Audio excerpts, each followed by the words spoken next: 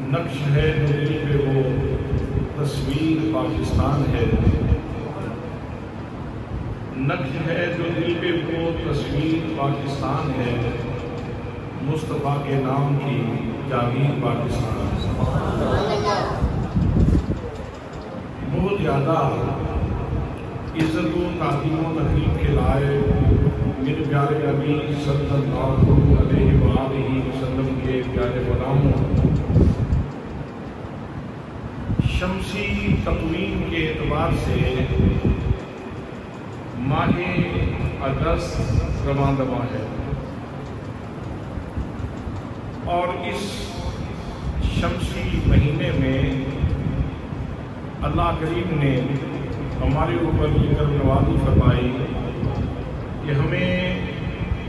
یہ خوبصورت وطن عطا فرمایا، اور اتفاق یہ ہے کہ قمری تقویم کے اعتبار سے 27 رمضان المبارک کی تاریخ تھی جب اللہ کریم نے یہ ملک پاکستان کی عنایت فرمایا، اور شمسی تقویم کے اعتبار سے 14 اگست تھی 1947 کو اللہ کریم نے کرم فرمایا اور یہ وطن عزیز ہمیں حاصل ہوا۔ قائد اعظم رحمۃ اللہ تعالیٰ علیہ کا خواب کیا تھا، مسلمانوں کی شتغل کیوں تھی، جہد مسلسل کیوں کر رہے تھے؟ مقصود تو یہ تھا، پاکستان بننے سے پہلے بھی روٹی ان کو ملتی تھی، روٹی کھاتے تھے، پانی پیتے تھے، اور یہی آکسیجن کو استعمال کرتے تھے اور کاربن ڈائی آکسائڈ چھوڑتے تھے، تو یہ ساری چیزیں، اسی زمین کا پانی بھی وہ پیتے تھے۔ کمی صرف ایک چیز کی تھی، ہمیں ایک ایسی اسٹیٹ مل جائے، ایسا ملک مل جائے، ایسا کشور مل جائے کہ جس میں ہم اپنے اسلامی اصولوں کے مطابق زندگی کی شب و روز گزار سکیں۔ مقصود تو یہ تھا کہ ہمیں انگریزوں کی باتیں نہ سننی پڑیں، ہمیں ہندوؤں کی دھونس دھاندلی برداشت نہ کرنی پڑے، اور ہمیں سکھوں کے ظلم کا نشانہ نہ بننا پڑے، بلکہ ہمارا اپنا ملک ہو، اپنی اسٹیٹ ہو، اپنا کشور ہو، اور اس میں اسلامی نظام نافذ ہو، اسلامی احکام نافذ ہو، اور ہم اسلام کے مطابق اپنی زندگی سے گزار سکیں۔ ان مقاصد کے لیے یہ پاکستان بنا تھا، لیکن سوء اتفاق، شومی قسمت کہ پاکستان تو بن گیا، پاکستان تو بن گیا، لیکن اس پاکستان کو لوگوں نے پاک نہیں رہنے دیا۔ ستان تو ہے لیکن پاک کو کاٹ دیا گیا ہے، اس لیے کہ جو پاک چیز ہے، پاک اسٹیٹ میں کبھی سودی نظام نہیں ہوتا۔ سود اللہ کریم ارشاد فرماتا ہے، فاضلوا بحق من اللہ، سود کھانے والوں کو، سودی کاروبار کرنے والوں کو میری طرف سے اعلان جنگ سنا ہے۔ تو بنایا تو پاکستان تھا، لیکن ساری دشمنی پاک کے ساتھ ہو رہی ہے، ستان کو تو نہیں چھیڑا گیا، ستان تو اپنی جگہ پہ موجود ہے، لیکن دشمنی ساری پاک کے ساتھ ہے۔ ظلم یہاں ہے، عدوان یہاں ہے، سرکشی یہاں ہے، فحاشی یہاں ہے،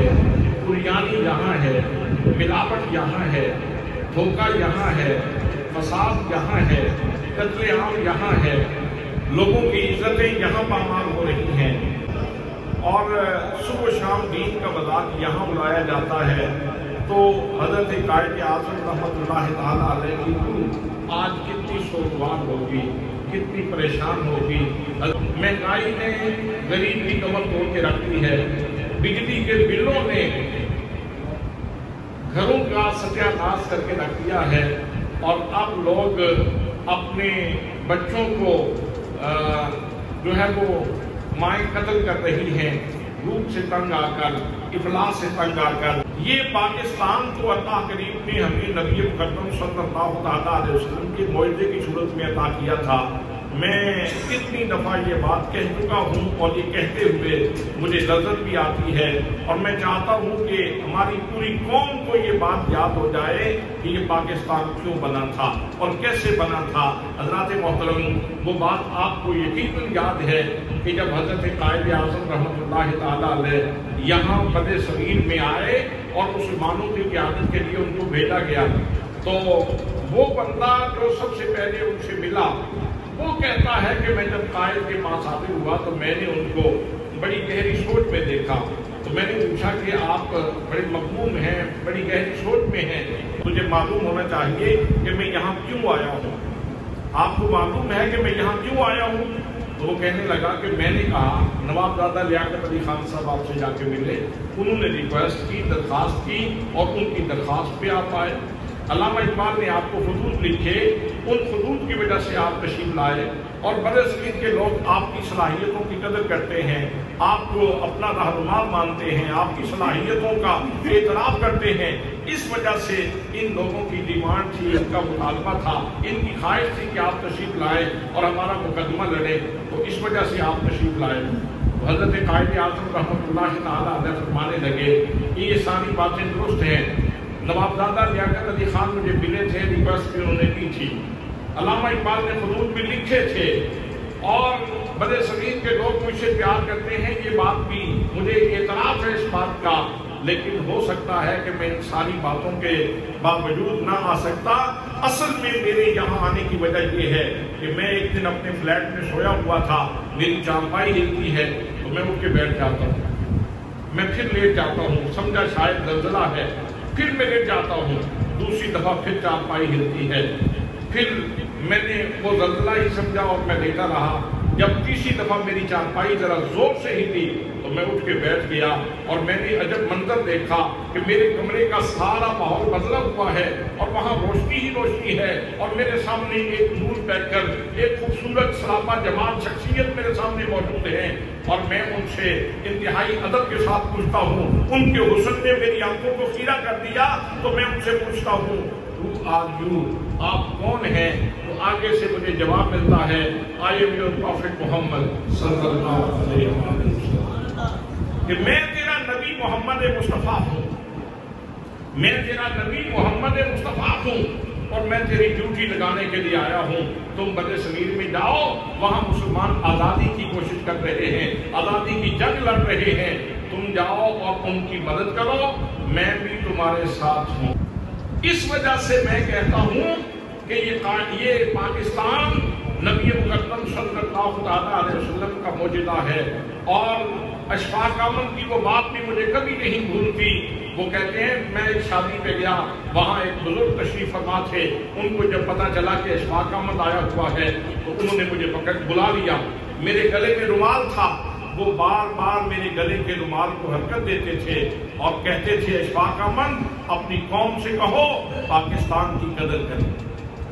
اپنی قوم سے کہو پاکستان کی قدر کریں، یہ پاکستان صرف خطہ زمین نہیں ہے بلکہ یہ نبی کریم صلی اللہ علیہ وسلم کا معجزہ ہے، اور اسے یوں سمجھو جیسے حضرت صالح علیہ السلام کی ناکہ تھی، حضرت صالح علیہ السلام کی اونٹنی تھی، کہ جن لوگوں نے حضرت صالح علیہ السلام کی اونٹنی کی کونچیں کاٹی تھیں ان کے اوپر اللہ کی طرف سے عذاب آیا تھا، یہ بھی نبی پاک صلی اللہ علیہ وسلم کا معجزہ ہے، اور پاکستان کے ساتھ زیادتی کرنے والے لوگوں کا انجام بھی اچھا نہیں ہوگا۔ اللہ سے محترم، پاکستان کا نقشہ ان ساری باتوں کی روشنی میں کتنا کلیئر ہے، اور اس کے ساتھ ہی ایک بات اور بھی سماعت فرما لیں تاکہ یہ نقشہ اور کلیئر ہو جائے۔ جب حضرت پیر جماعت علی شاہ صاحب علی پوری رحمۃ اللہ تعالیٰ علیہ نے قائد اعظم کو 3 تحفے بھیجے تھے، ایک مصلح کا تحفہ اور ایک تسبیح کا تحفہ اور ایک قرآن پاک کا نسخہ بھیجا تھا، تو حضرت قائد اعظم نے پیر جماعت علی شاہ صاحب علی پوری کو جوابی خط لکھا اور کہا کہ پیر صاحب آپ نے فقط یہ تحفے نہیں بھیجے، یہ رکھنے کے لیے آپ نے نہیں بھیجے، ان کے اندر پیغام موجود ہے، میرے لیے ان کے اندر میسج موجود ہے۔ دراصل آپ نے جو قرآن کا تحفہ بھیجا ہے یہ آپ نے پاکستان کا دستور اور منشور بھیجا ہے، یہ آپ نے پاکستان کا دستور و منشور بھیجا ہے، اور یہ جو آپ نے مصلی بھیجا ہے یہ آپ نے میرے پاس اس لیے بھیجا ہے تاکہ میں اپنے رب کی بارگاہ میں سجدہ بندگی کروں، میں اپنے رب کی بارگاہ میں سر تسلیم خم کروں، میں اپنے ماتھے کو اللہ کی بارگاہ کے سجدوں سے آباد کروں، اس لیے کہ جب میں اپنے رب کی بات مانوں گا تو پھر میری عوام بھی میری بات مانے گی، اور اگر میں اپنے رب کی نافرمانی کرتا ہوں تو پھر لوگ بھی میری نافرمانی کریں گے۔ تو آپ مجھے یہ میسج دے رہے ہیں کہ تم اللہ کی بارگاہ میں جھکا کرو، عبادت کیا کرو۔ اور تیسرا جو پیغام آپ نے دیا ہے، وہ تسبیح جو آپ نے بھیجی ہے، وہ میں جو سمجھا ہوں اس کا مطلب یہ ہے کہ آپ نے تسبیح بھیج کر مجھے یہ میسج دیا ہے کہ میں اپنے پیارے نبی صلی اللہ تعالیٰ علیہ وسلم پہ کثرت سے درود پڑھا کروں، درود و سلام پڑھا کروں، اس لیے کہ جب میں اپنے نبی پاک صلی اللہ تعالیٰ علیہ وسلم پہ درود و سلام پڑھوں گا تو ہمارے پاک نبی نے ارشاد فرمایا کہ جو ایک دفعہ میرے اوپر درود پڑھتا ہے اللہ کریم اس کے اوپر 10 رحمت نازل فرماتا ہے، اللہ کریم اس کے 10 درجے بلند فرماتا ہے، اللہ کریم اس کی 10 خطائیں معاف فرما دیتا ہے۔ تو دراصل آپ یہ پیغام دینا چاہتے ہیں کہ میں اپنے پاک نبی صلی اللہ تعالیٰ علیہ وسلم پہ زیادہ سے زیادہ درود پڑھوں تاکہ مجھے بھی اللہ کی رحمتوں کا استحقاق نصیب ہو جائے، تاکہ مجھے بھی اللہ کی رحمتوں کا استحقاق نصیب ہو جائے، اللہ کریم میرے اوپر بھی مہربان ہو جائے، میں اللہ کی رحمتوں میں رہوں گا تو یہ میرے لیے بہتر ہوگا اور میری رعایا کے لیے بہتر ہوگا۔ اللہ سے محترم، یہ کتنا واضح نقشہ تھا، یہ کتنا واضح میسج تھا۔ آج بھی قائد اعظم کی حیات پڑھ کے دیکھ لیں، اس کے اندر یہ بات موجود ہے۔ قائد اعظم تو کہتے رہے ہم قرآن کی ریاست بنانا چاہتے ہیں جہاں قرآن کے اصول نافذ ہوں گے، جہاں قرآن کی تعلیمات کو فروغ ملے گا، لیکن آج پاکستان کو دیکھ کر انسان خون کے آنسو ہوتا ہے۔ یہاں تو صورتحال یہ ہے کہ مسجد کی ٹوٹیوں کو بھی معاف نہیں کیا جاتا۔ اب اس کے 2 پہلو ہیں، ایک تو یہ ہے کہ غربت اپنے جوبن پہ پہنچ چکی ہے اور لوگ اتنے مجبور ہو چکے ہیں کہ وہ مسجد کی ٹوٹیاں اتار کے لے جاتے ہیں، یا پھر اس کی یہ تعبیر بھی کی جا سکتی ہے کہ کرپشن کے ماحول میں رہنے کی وجہ سے اب ہر بندہ اتنا کرپٹ ہو چکا ہے پاکستان کا کہ جہاں اس کا ہاتھ پڑتا ہے وہ ہاتھ صاف کر لیتا ہے، اور مسجد کی ٹوٹیاں بھی لوگ اتار دیتے ہیں۔ حضرات محترم، اس پاکستان کی صورتحال دیکھ کر کلیجہ منہ کو آتا ہے، انتہائی تکلیف ہوتی ہے۔ ادھر اپنے مخالف کو بھی دیکھ لیں، ان کو بھی دیکھ لیں۔ انڈیا ایک دن بعد ہم سے آزاد ہوا تھا، لیکن انہوں نے اپنی قوم کو کیا میسج دیا اور دنیا کو کیا میسج دیا کہ ان کا ایک سائنسدان اسپیس مشن پہ نکلا، فضائی مشن پہ نکلا، اور چندریان 3 وہ اس کی مہم کامیاب ہوئی اور وہ چاند کے سینے پہ اتر چکا ہے، وہ چاند کے سینے پہ اتر چکا ہے۔ اسی اگست میں ان کو آزادی ملی اور اسی اگست میں ہمیں بھی آزادی ملی، لیکن انہوں نے اپنی قوم کو یہ میسج دیا، انہوں نے ایسے لوگ لگائے ہوئے ہیں کام کے اوپر جو مسلسل اپنے ملک کی ترقی کے لیے سوچتے ہیں، جو اپنے ملک کا برام بلند کرنے کے لیے سوچتے ہیں۔ آج انڈیا کہاں سے کہاں چلا گیا ہے اور پاکستان کتنا زوال کی طرف جا رہا ہے۔ یار پڑوسیوں کو دیکھ کے ہی بندہ اصلاح احوال کی کوشش کر لیتا ہے، کسی دائیں بائیں کسی بندے کو دیکھ کے ہی بندہ اپنے معاملات کو سلجھانے کی کوشش کرتا ہے، لیکن یہاں گنگا الٹی بہہ رہی ہے۔ ہر آنے والا دن یہ ظلم حالی کا دن آ رہا ہے اور مخلوق الحالی کا دن آ رہا ہے۔ وہ نماز پڑھ کے، وہ نماز کہ جس کی ادائیگی کے بعد بندہ کسی کے ساتھ دھوکہ کرے، وہ نماز کیا فائدہ دے؟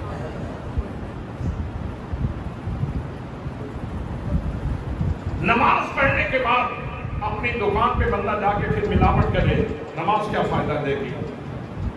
نماز پڑھنے کے بعد جب افسر اپنی کرسی پہ جا کے بیٹھے تو رشوت لے، نماز کیا کرے گی؟ نماز کیا فائدہ دے گی؟ حضرات محترم، اللہ کریم کا وعدہ ہے کہ مسلمانوں تم غالب رہو گے، تم غالب رہو گے، تمہیں غلبہ نصیب ہوگا، لیکن کیسے؟ وہ راز بھی تو سمجھو، وہ سبق بھی تو پلے باندھو، وہ سبق بھی تو اپنے دل کی تختی کے اوپر لکھو۔ اللہ کریم ارشاد فرماتا ہے فرمایا وَأَنْتُمُ الْأَعْلَوْنَ إِن كُنتُم مُؤْمِنِينَ فرمایا قرآن پڑھنے والوں، قرآن مقدس کے ساتھ پیار کرنے والوں، صبح شام کلمہ شہادت کا اعلان کرنے والوں، کلمہ طیبہ پڑھنے والوں،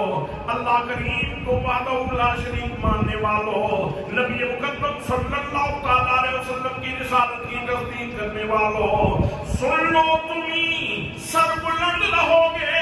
تمہیں کلمہ نصیب ہوگا، لیکن کب نصیب ہوگا جب تم ایمانیات کے تقاضے پورے کرو گے۔ ایمان کا تقاضا کیا ہے؟ ایمان کا تقاضا یہ ہے، میرے آقا کریم صلی اللہ علیہ وسلم نے پورا دین جو ایک لفظ میں سمجھایا وہ یہ ہے، فرمایا لوگوں سن لو، اگر دیندار بننا چاہتے ہو الدین النصیحہ، دین تو سراسر بھلائی کرنا چاہیے، دین تو سراسر لوگوں کے بارے میں خیر سوچنے کا نام ہے، دین تو لوگوں کے راستے سے کانٹے اٹھانے کا نام ہے، دین تو اللہ کی مخلوق کے ساتھ بھلا کرنے کا نام ہے۔ تو اللہ کریم نے ارشاد فرمایا کہ تم سر بلند رہو گے۔ عالمگیر غلبے کا راز قرآن پاک میں موجود ہے، لیکن ہم نے اس کو صرف تاج میں رکھا ہے غلاف چڑھا کے، اور کچھ تو ایسے بھی بد نصیب ہوں گے جن کے گھروں میں یہ نعمت نہیں ہے، جو تلاوت کی نیت سے بھی نہیں پڑھتے۔ میرے دوستوں، میرے بھائیوں، قرآن مقدس کہتا ہے تم ایمانیات کے تقاضے پورے کرو تو تم سر بلند رہو گے۔ تو کیا جھوٹ بولنا ایمان کا تقاضا ہے؟ خیانت کرنا کیا ایمان کا تقاضا ہے؟ ملاوٹ کرنا کیا ایمان کا تقاضا ہے؟ لوگوں کو دھوکہ دینا کیا ایمان کا تقاضا ہے؟ لوگوں کی جانیں لینا کیا ایمان کا تقاضا ہے؟ لوگوں کے ساتھ فرار کرنا یہ کون سا ایمان کا تقاضا ہے؟ میرے دوستوں، میرے بھائیوں، بازار میں نکل کے دیکھ لو، ہر طرف شیطان ننگا ناچ رہا ہے، ہر طرف بد اعتدالی ہے، ہر طرف ظلم کی داستانیں رقم ہو رہی ہیں، ہر دکان کے اندر ملاوٹ ہو رہی ہے۔ حضرات محترم، جب ہم ملاوٹ کریں گے، لوگوں کو دھوکہ دیں گے، تو پھر ہمیں نماز کیا فائدہ دے گی؟ پھر ہمیں سجدہ کیا فائدہ دے گا؟ نماز تو وہ نماز ہے جو نماز پڑھنے کے بعد نماز ضمیر سے پکڑ لے، ابھی تو سجدہ کر کے آ رہا ہے، ابھی تو اللہ کریم کی بارگاہ میں حاضری دے کے آ رہا ہے، اور تیرے پاک نبی صلی اللہ علیہ وسلم نے تجھے نماز پڑھنے کا سلیقہ بھی عطا فرمایا، اور سلیقہ یہ ہے کہ اپنے سامنے تصور یہ رکھو ان تعبد اللہ کأنک تراہ فإن لم تكن تراه فإنه يراك، کہ جب تم اللہ کی بارگاہ میں کھڑے ہوتے ہو تو یوں کھڑے ہونے کی کوشش کیا کرو جیسے تم اپنے رب کو دیکھ رہے ہو۔ اور اگر یہ تصور نہ بن سکے تو کم از کم اتنا تصور رکھو کہ اللہ تمہیں دیکھ رہا ہے، اللہ تمہیں، تو دن میں یہ 5 دفعہ مشق کروائی جاتی ہے۔ فجر کے وقت سبق یاد کروا کے بھیجا، جاؤ اب کام کرو جا کے، لیکن سبق یاد رکھنا اللہ تجھے۔ ظہر کی نماز کے اوپر پھر پیغام یاد کروایا گیا، سنتوں میں الگ ہے، فرائض میں الگ ہے، نوافل میں الگ ہے، یہ پیغام دیا جا رہا ہے، یاد کروایا جا رہا ہے سبق کہ اللہ تجھے۔ اصل میں پھر یہی پیغام، مغرب میں پھر یہی پیغام، اندھیرا پھیل گیا، لیکن لوگوں تصور نہیں ٹوٹنا چاہیے، تصور نہیں ٹوٹنا چاہیے، اس لیے کہ تم دیکھنے کے لیے لائٹ کے محتاج ہو، تم دیکھنے کے لیے روشنی کے محتاج ہو، لیکن اللہ کریم دیکھنے کے لیے کسی روشنی کا محتاج نہیں ہے۔ وہ اپنی شان کو یوں بیان فرماتا ہے فرمایا انہو علیم بذات الصدور، فرمایا میرے بندو میں تمہارے نہا خانہ دل میں پیدا ہونے والے راتوں کو بھی جانتا ہوں، میں تمہارے دل کی دھڑکنوں سے بھی واقف ہوں۔ اللہ محترم یہ سب یاد کروایا گیا کہ اللہ کریم مجھے دیکھ رہا ہے، اللہ کریم مجھے دیکھ رہا ہے۔ روزے میں یہی سبق یاد کروایا گیا، زکوٰۃ میں یہی سبق یاد کروایا گیا۔ زکوٰۃ آپ اعلانیہ بھی دے سکتے ہیں اور مخفی رکھ کے دینے کا اجر زیادہ ہے۔ قرآن مقدس میں اللہ کریم ارشاد فرماتا ہے ان تبدوا الصدقات فانما هي وان تخفوها وتؤتوها الفقراء فهو خير لكم، اگر تم ظاہر کر کے دیتے ہو، ہاں دکھلاوے سے بچو، تصنع سے بچو، بناوٹ سے بچو، ریاکاری سے بچ کے اگر دے سکتے ہو تو ظاہر کر کے بھی دے سکتے ہو، لیکن بہتر یہ ہے کہ تم اسے چھپا کے دو، چھپا کے دینا بہتر ہے۔ اور پھر نبی پاک صلی اللہ تعالیٰ علیہ وسلم نے تو اس کی انتہا بیان کر دی، فرمایا میدان محشر میں کل قیامت کے دن جب سورج صفا دینے پہ ہوگا اور لوگ پشیمانی میں ہوں گے، پریشانی میں ہوں گے، لوگ پسینے میں ڈوبے ہوئے ہوں گے، اس وقت کسی چیز کا سایہ نہیں ہوگا، تو اس وقت 7 قسم کے لوگ ایسے ہیں کہ جن کو اللہ کریم اپنے عرش کا ٹھنڈا سایہ عطا فرمائے۔ ان 7 لوگوں میں نبی مقدم صلی اللہ تعالیٰ علیہ وسلم نے ایک اس بندے کا نام لیا، فرمایا ایک وہ بندہ اللہ کے عرش کے سائے کے نیچے ہوگا جو اتنا چھپا کے اللہ کے راستے میں خرچ کرتا ہے کہ دائیں ہاتھ سے خرچ کرتا ہے اور بائیں کو بھی پتہ نہیں چلنے دیتا۔ تو جب دائیں ہاتھ سے خرچ کر رہا ہے اور بائیں کو پتہ نہیں چلنے دے رہا تو اتنے خفیہ انداز میں، اتنے چپکے سے جو خرچ کر رہا ہے وہ اس تصور میں ہے کہ کوئی تو دیکھ رہا ہے، کوئی تو، یہ تو اس کا یقین محکم ہے کہ ٹھیک ہے میں جتنا بھی چھپا کے یہ کام کر رہا ہوں کوئی دیکھنے والا، سبحان اللہ، کوئی دیکھنے والی ہستی دیکھ رہی ہے، میرا رب مجھے دیکھ رہا ہے، میں جتنا بھی چھپا کے کام کرتا ہوں میرا رب مجھے دیکھ رہا ہے۔ زکوٰۃ میں یہی تصور پختہ کروایا جاتا ہے کہ اللہ دیکھ رہا ہے، اور حج میں تو اس کی اعلیٰ ترین مثال، حج میں تو اللہ کریم کی بارگاہ میں حاضری کی اعلیٰ ترین مثال ہے۔ میقات پہ جاتے ہو، عمرے میں جائیں یا حج پہ، جب میقات پہ پہنچے تو اب آپ نے کیا کیا، یہ 3-4 جیبوں والی قمیض اتار دو، یہاں تو 3-4 جیبیں ہیں، ادھر بھی جیب ہے، ادھر بھی جیب ہے، ادھر بھی جیب ہے، کئی جیبیں آپ نے لگوائی ہوئی ہیں، لیکن وہاں میقات پہ پہنچے تو کہا اب درویشی کا لباس پہن، درویش بن جا میری بارگاہ میں، فقیر بن کے آ میری بارگاہ میں۔ 2 چادریں ہیں، ایک چادر نیچے باندھی ہوئی ہے، ایک چادر اوپر لی ہوئی ہے، سر ننگا ہے، آپ تم نے خوشبو نہیں لگانی، خوشبو نہیں لگانی کہ کہیں تیرے دل میں کوئی بڑائی کا تصور بھی نہ آئے، بڑائی کا تصور بھی نہ آئے۔ ایک چادر نیچے ہے اور ایک چادر اوپر ہے، اور جوتے بھی وہ پہنے ہوئے ہیں جن کا اوپر والا حصہ پاؤں کا خالی ہو، نمائش بالکل نہ ہو،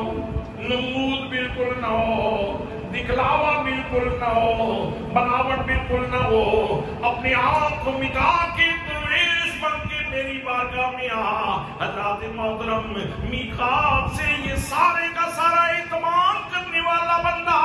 کس نیت سے کعبے کی طرف جا رہا ہے، اس کی نیت یہ ہے، اس کے ذہن میں یہ بات ہے، میں جس کا فقیر بنا ہوں وہ مجھے دیکھ رہا ہے، میں جس کا فقیر ہوں وہ مجھے دیکھ رہا ہے۔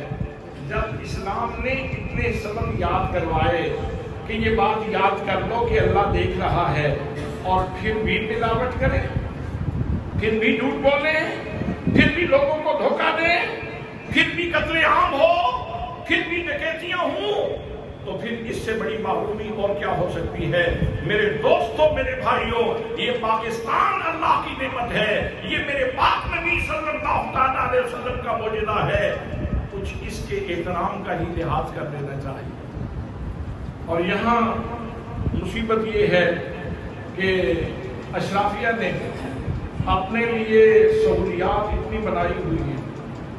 بے تحاشا تنخواہیں ہیں، اور پھر مراعات کی کوئی حد ہی نہیں۔ پیٹرول فری جا رہا ہے،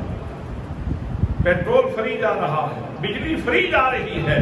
یہ ساری مراعات فری میں جا رہی ہیں۔ گاڑیاں پاکستان کے پاس زر مبادلہ ہے کہ نہیں ہے، ان کے لیے گاڑیاں ضرور منگوائی جائیں، اس لیے کہ ان شہزادوں کے پاؤں میں ہو جاتے ہیں۔ حضرات محترم، یہ سب فاقی اور درندگی اس ملک کے ساتھ ہے،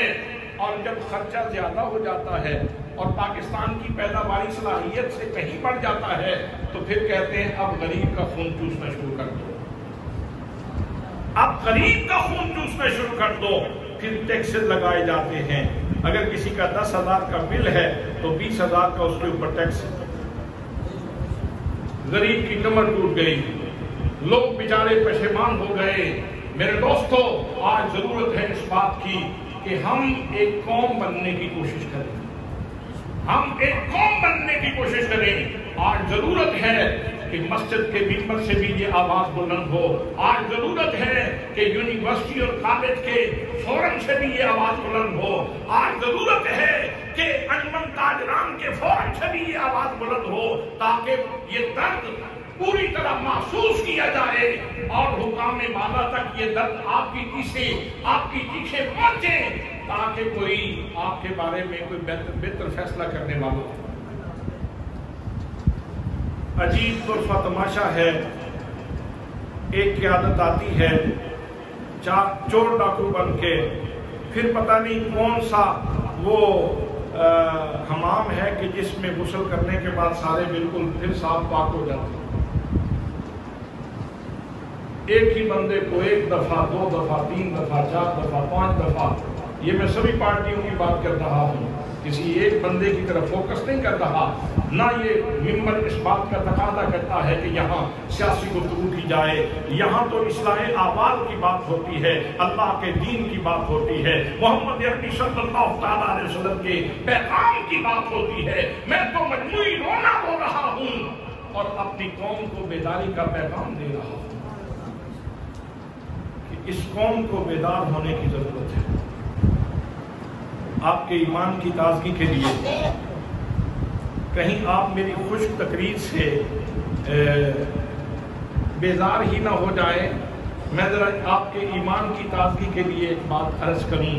کہ کتنا خوبصورت نظریہ اللہ کریم نے ہمیں اسلام کی صورت میں عطا فرمایا، اور پھر اسلام کی دین یہ پاکستان ہے۔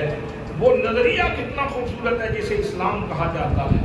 جسے ایمان کہا جاتا ہے اور جسے احسان کہا جاتا ہے۔ یاد رکھیں، آج تو مسلمانوں کو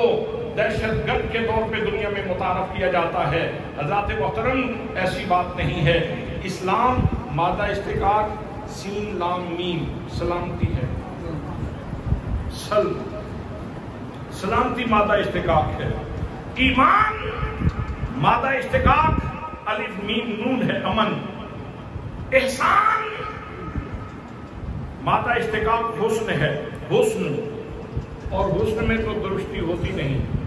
حسن جس رنگ میں اور جہاں ہوتا ہے، اہل دل کے لیے سرمایہ جاں ہوتا ہے۔ تو اسلام کو یہ سراسر سلامتی، سراسر خوبصورتی اور سراسر امن کا دین ہے۔ حضرات محترم، کتنا خوبصورت نظریہ ہے۔ آج یہ سنیے، ابھی چندریان 3 کی بات ہم کر رہے تھے کہ وہ وکرم چاند کے سینے پہ جا کے اترا۔ اس سے پہلے انڈیا ہی کی ایک خاتون وہاں گئی تھی چاند کے اوپر، اس کا نام تھا سینتا ولیم۔ یہ پچھلی صدی یعنی 20ویں صدی کی آخری چوتھائی کے اندر کا واقعہ ہے۔ سینتا ولیم چاند پہ گئی، چاند سے ہو کے واپس آئی، اس نے پوری دنیا کے میڈیا کو فوکس کیا सारी दुनिया का मीडिया,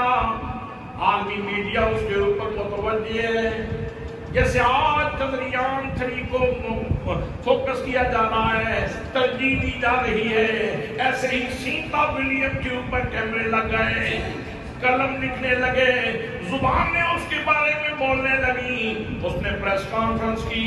उसने कहा लोगों मैं बड़े अहम पैगाम के साथ हाजिर हुई हूँ, मैं बड़ा अहम पैगाम देना चाहती हूँ। लोगों ने तवज्जो की,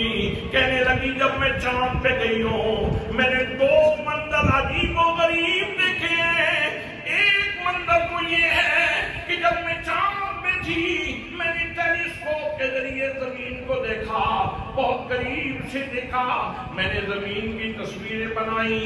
मैंने देखा कि जमीन सारी की सारी जब चांद से देखी जाती है तो सारी जुल्मत का घर नजर आती है, अंधेरा ही अंधेरा नजर आता है, यहाँ तारीकी ही तारीकी नजर आती है। लेकिन मैं हैरान रह गई, सारी जमीन तारीक है, लेकिन जमीन के 2 टुकड़े वो चांद के ऊपर बैठ के भी रोशन रोशन और ताबा ताबा नजर आ रहे हैं। मैं सोचने लगी ये जमीन के 2 टुकड़े कैसे टुकड़े हैं जो यहाँ चांद से भी इतने रोशन और इतने दर्शा और इतने नमाया और इतने रोशन नजर आ रहे हैं। मैंने टेलीस्कोप के जरिए मजीद कोशिश की, मैं करीब गई, मैं इस नतीजे पे पहुंची कि जमीन के 2 टुकड़े जो चमक रहे हैं वो एक टुकड़े का नाम मक्कातुल मुकर्रमा है, दूसरे टुकड़े का नाम मदीना मुनव्वरा है।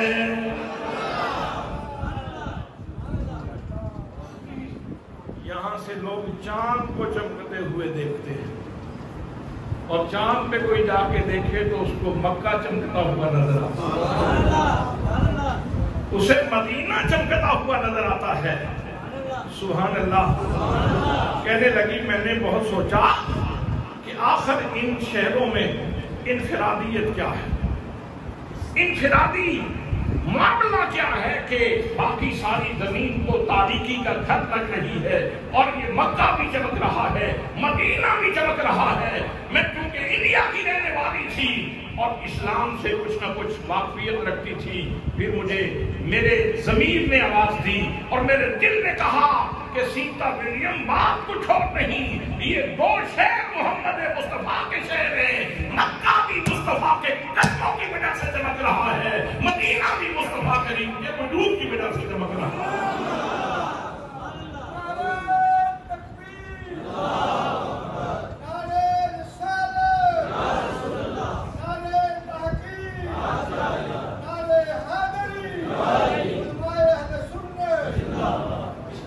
इसीलिए तो आला हज़रत खालिद बरेलवी रहमतुल्लाह तआला अलैह ने कहा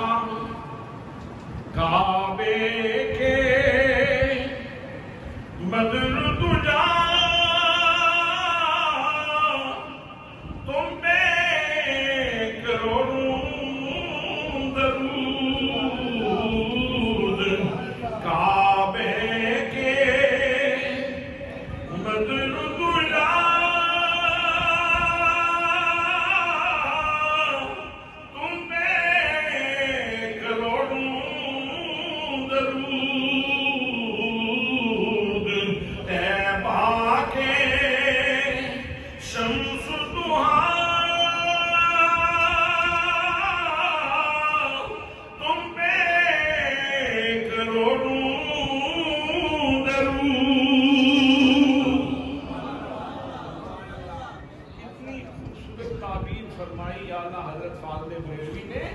काबे के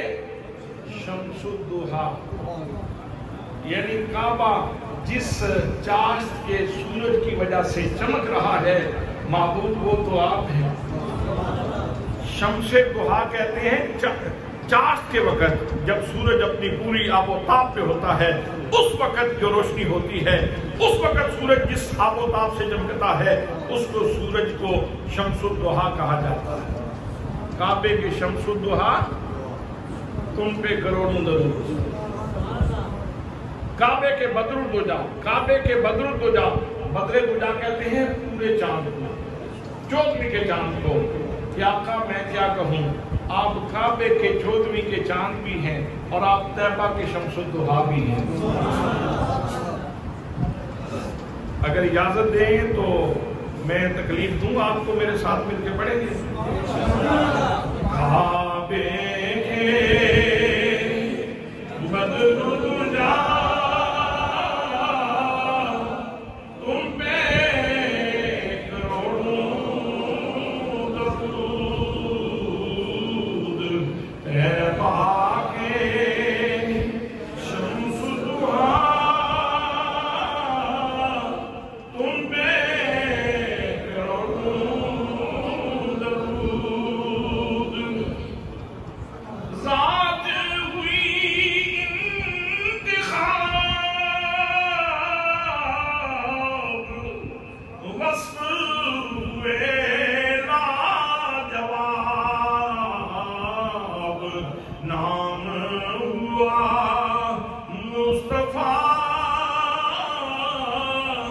تم پہ کروڑوں درود،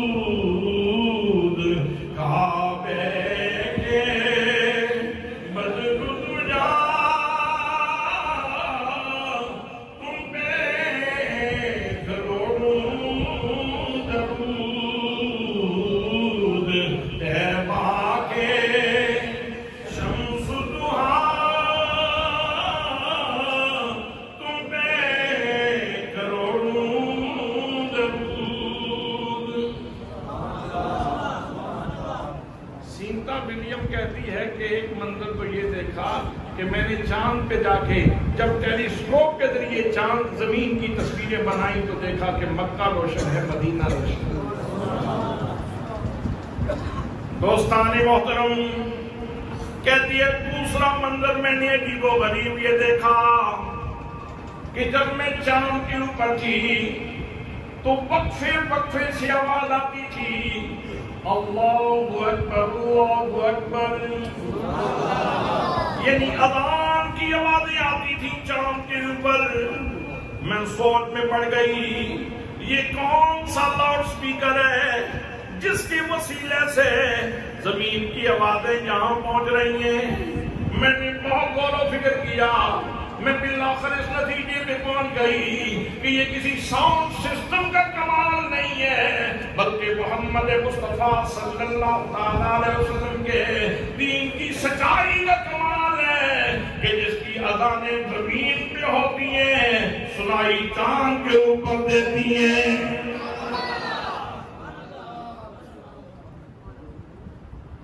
لوگوں، جب میں نے حقیقت دیکھ لی، جب میں نے حقائق کا مشاہدہ کر لیا،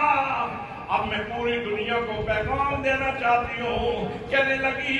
میری ماں نے باپ نے میرا نام سینتا ولیم رکھا تھا، لیکن لوگوں آج کے بعد میرا نام سینتا ولیم نہیں ہوگا بلکہ میں اپنا نام محمد کریم صلی اللہ علیہ وسلم کی شہزادی فاطمہ کے نام پہ اپنا نام فاطمہ رکھ رہی ہوں۔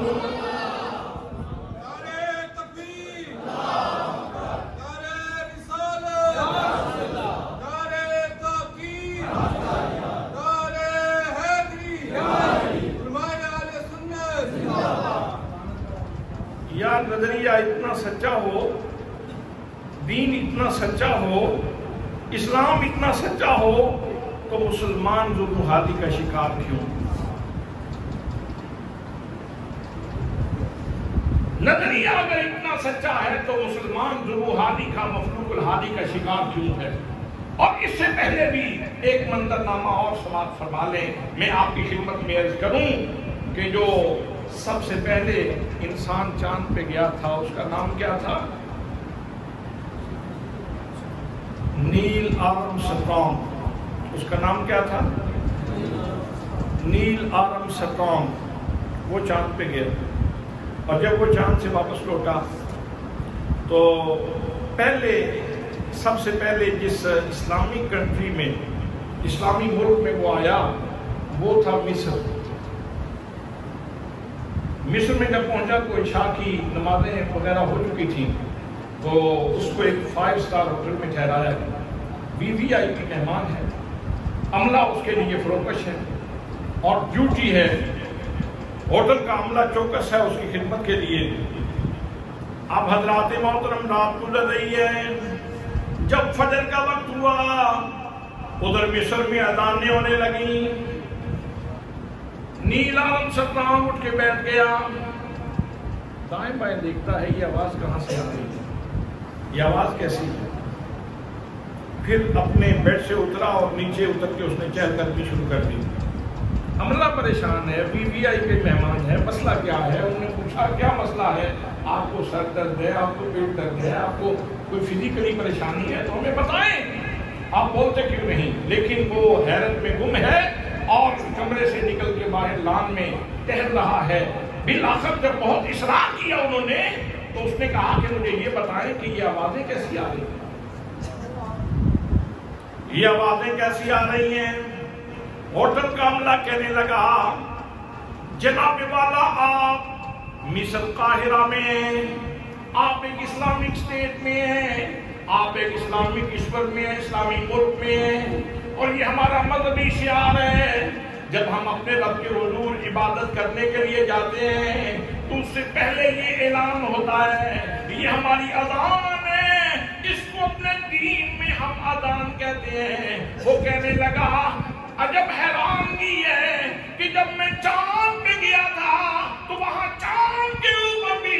میں نے اسی طرح کی آوازیں سنی تھی۔ نیل عالم سلطان کہتا ہے کہ تمہاری اذانیں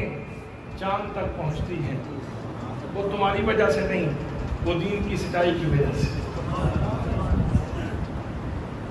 اور سیتا ولیم بھی کہتی ہے کہ میں نے مکہ تاباں دیکھا ہے، مدینہ روشن دیکھا ہے، اور میں نے وہاں اذان کی آوازیں سنی ہیں۔ اگر اتنا روشن نظریے کے مالک ہو تو پھر مسلمان ظلم و حالی کا شکار کیوں ہے؟ تو میں نے خطبے میں یہ آیت پڑھی تھی، ترجمہ پھر کیے دیتا ہوں۔ اللہ کریم نے ارشاد فرمایا وَأَنْتُمُ الْأَعْلَوْنَ إِن كُنتُم مُؤْمِنِينَ، فرمایا کلمہ پڑھنے والوں، قرآن کی تلاوت کرنے والوں، اگر تم ایمانیات کے تقاضے پورے کرو تو پھر سربلندی تمہیں مل سکتی ہے، عروج تمہیں مل سکتا ہے، اور تمہیں مل سکتا ہے، پھر تمہارا جھنڈا ساری دنیا سے اونچا ہو سکتا ہے، لیکن شرط یہ ہے کہ ایمان کے تقاضے پورے کرو۔ آج مسئلہ ہی یہ ہے کہ ہمارے ہاں ایمان کے تقاضے پورے کرنے والا کوئی سلسلہ، کسی بھی دفتر میں چلے جائیں رشوت عام ہے، سفارش عام ہے، کسی دکان پہ چلے جائیں ملاوٹ عام ہے، لوگ 4 ٹکے کمانے کے لیے لوگوں کی زندگیوں سے کھیل رہے ہیں، 4 ٹکے کمانے کے لیے لوگوں کی زندگیوں سے کھیل رہے ہیں، اور حالانکہ یہ کھیل اپنی ذات کے ساتھ جاری ہے، اس لیے کہ اگر ایک جگہ سے ملاوٹ کر کے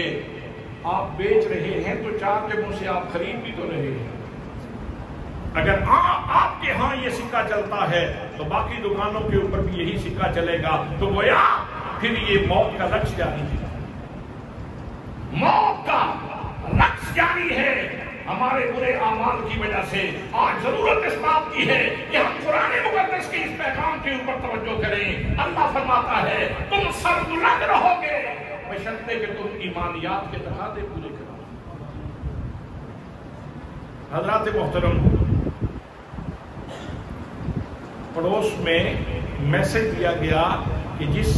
منتھ میں، جس مہینے میں ہمیں آزادی ملی تھی، آج اسی مہینے میں ہمارا سائنسدان، ہمارا خلا نورد، ہمارا اسپیس مشن پہ جانے والا، فضائی مشن پہ جانے والا چاند پہ اتر چکا ہے۔ یہ پیغام ہے پوری دنیا کے لیے۔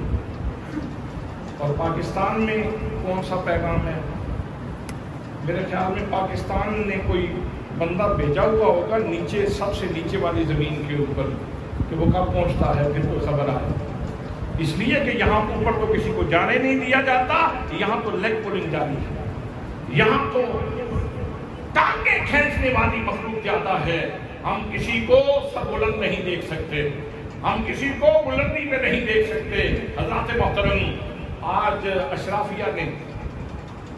ایسا کلچر ڈیولپ کر دیا ہے کہ تھانے میں جاؤ، کچہری میں جاؤ، جہاں بھی جاؤ گے، جتنی دیر تک آپ کے پاس سفارش نہیں ہے، جتنی دیر تک رشوت نہیں ہے، اتنی دیر تک آپ کا کام نہیں ہوتا۔ حضرات محترم، یہ اس ملک کے ساتھ بڑی زیادتی ہے۔ نقش ہے جو دل پہ وہ تصویر پاکستان ہے، مصطفیٰ کے نام کی جاگیر پاکستان ہے۔ اس روحانی کو دیکھ کر کوئی دیوانہ رو رہا تھا، کوئی اس وطن سے پیار کرنے والا رو رہا تھا، اور اس کی آنکھوں سے آنسو بہ رہے تھے اور کہہ رہا تھا نقش ہے جو دل پہ وہ نہیں کہے نا آپ بھی، نقش ہے جو دل پہ وہ تصویر پاکستان ہے، نقش ہے جو دل پہ وہ تصویر پاکستان ہے، مصطفیٰ کے نام کی جاگیر پاکستان ہے، مصطفیٰ کے نام کی جاگیر پاکستان ہے۔ آپ نے گھر میں جب بیٹھنا ہے اپنے بچوں میں تو آپ نے اپنے بچوں میں بیٹھ کے یہ پیغام ایک دفعہ ضرور دینا ہے کہ بیٹا ملکی حالات جیسے بھی ہیں لیکن حقیقت میں یہ مصطفیٰ کے نام کی جاگیر ہے، کبھی وقت آئے گا اس کے بھی دن پھریں گے اور اللہ کریم اس کو بھی کبھی سربلندی عطا فرمائے گا۔ لیکن جتنی دیر تک ہمارے رویے ٹھیک نہیں ہوتے اتنی دیر تک یہ خواب مشکل ہے۔ اللہ کریم ہمیں اپنے آپ کی اصلاح کرنے کی توفیق نصیب فرمائے اور ایسے لوگ قوت نافذہ کے طور پر ایسے لوگ عطا فرمائے جو اس پاکستان کے ساتھ انصاف کر سکیں اور اس کو اسلام کا دیا ہوا انصاف دے سکیں، اسلام کا دیا ہوا، خانہ دار نہیں، کسی کا اپنا گھڑا ہوا انصاف نہیں، اسلام کا دیا ہوا انصاف دے سکیں۔ اللہ کریم ہمیں عمل کی توفیق نصیب فرمائے۔ وما علیہ الا البلاغ المبین۔